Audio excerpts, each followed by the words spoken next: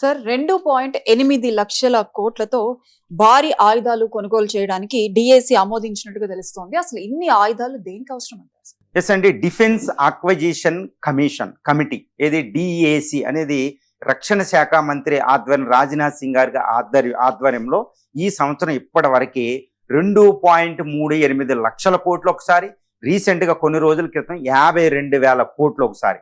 Almost మనకేంటంటే ఈ 2 లక్షల అంటే 3 లక్షల కోట్ల రూపాయలని కొత్తగా ఆయుధాల సంపార్జనకి ప్రొక్యూర్మెంట్ చేసుకోవడానికి ఇవ్వడం జరిగింది. ఎంతటి ఆయుధాలంటే ఇటు ఆర్మీ, నేవీ, ఎయిర్ ఫోర్స్ ఈ వింగులకి, మిగిలిన మిలిటరీ వింగులకి ఈ ఆయుధాలు సప్లై అనమాట. ఆ ఎయిర్ ఫోర్స్ కి సంబంధించి S-400 ఇప్పుడు ప్రస్తుతం వచ్చిన 3తో పాటు ఇంకొక 5ని సంపార్జించుకోవడం రష్యా నుంచి, అది అందులో ఉండడం. తర్వాత ఏంటంటే medium transport air craft AN-32, తర్వాత IL-76 లాంటివి ఇండియాలోనే తయారు చేయడం, AN-36 లాంటివి. సో ఇది మీడియం ట్రాన్స్పోర్ట్ ఎయిర్ క్రాఫ్ట్లు అనేవి చాలా అత్యుత్తమం ఎయిర్ ఫోర్స్ లో. దాంతో పాటు లాంగ్ రేంజ్ UAV ఇంజిన్లు అంటే unmanned air vehicles, almost drones అని చెప్పొచ్చు అనమాట. వాటికి ఇంజిన్స్ ని ఇండియాలోనే తయారు చేయడం. తర్వాత ఎయిర్ డిఫెన్స్ సిస్టమ్ని ఇంకా మోడర్నైజ్ చేయడం.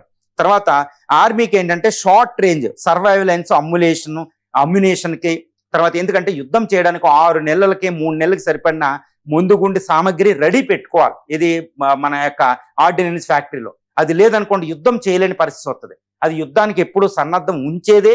ఎందుకంటే గన్ కాదు, గన్లో ఉన్న బుల్లెట్లు ఉండాలి, బాంబులు ఉండాలి. తర్వాత ఎయిర్ ఫోర్స్ ఉండడమే కాదు ఫ్లైట్లో, దాంట్లో ఈ లేజర్ గైడెడ్ లాంటి అమ్యునేషన్ పెట్టుకోవాలి.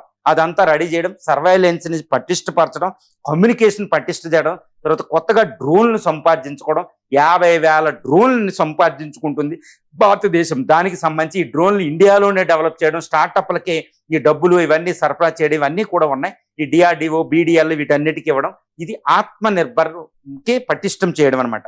తర్వాత ఈ నేవీకి ఏంటంటే హోవర్ క్రాఫ్ట్, కోస్టల్లో సర్వైవలెన్స్, కోస్టల్ సెక్యూరిటీకి సంబంధించి, తర్వాత రెస్క్యూ ఆపరేషన్స్, లాజిస్టిక్, టార్పిడోలు, ఈ మిసైల్స్, యాంటీ షిప్ మిసైల్స్ ఇవన్నీ తయారు చేసుకోవడానికి నేవీ.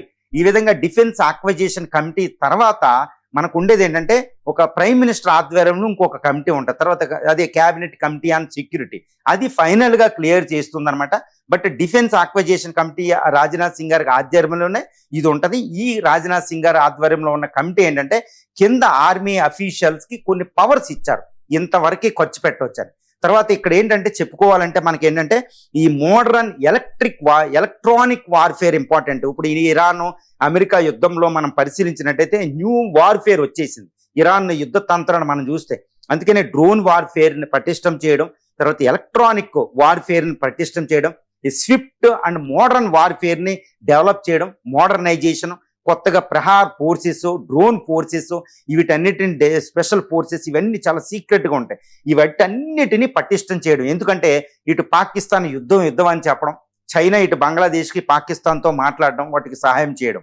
తర్వాత పాకిస్తాన్ కూడా ఇంకా మోడర్న్ ఆధునికీకరణ చేయడం, యాంటీ బ్రహ్మోస్ మిసైల్ని తయారు చేసుకుని పెట్టుకోవడం, చైనా నుంచి J-20, J-35 లాంటి ఫైటర్ని తెచ్చుకోవడం, ఇవన్నీ చేస్తుంది. కాబట్టి ఇండియా ఈ యొక్క ట్రై ఫ్రంట్ వారు, 2 ఫ్రంట్ వారు, లేకపోతే ఇంకా డేంజర్ ఏంటంటే 2.5 వార్ అంటారు, టెర్రరిస్టులు కూడా కలిపి, నాన్ స్టేట్ యాక్టర్స్.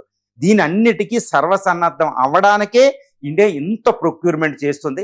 ఇది తిరుగులేని మిలిటరీ శక్తిగా మారుస్తుంది. సిప్రి ఈ రిపోర్ట్ల ప్రకారం కూడా ఈ 2nd హైయెస్ట్ ఆయుధాల ఇంపోర్టర్. బట్ అదే టైంలో మోడీ టైంలో ఏంటంటే ఆయుధ ప్రొడక్షన్ పెంచడం జరిగింది, ఎక్స్పోర్ట్స్ని పెంచడం జరిగింది.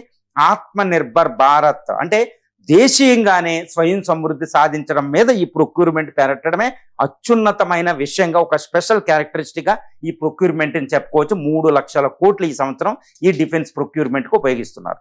రైట్.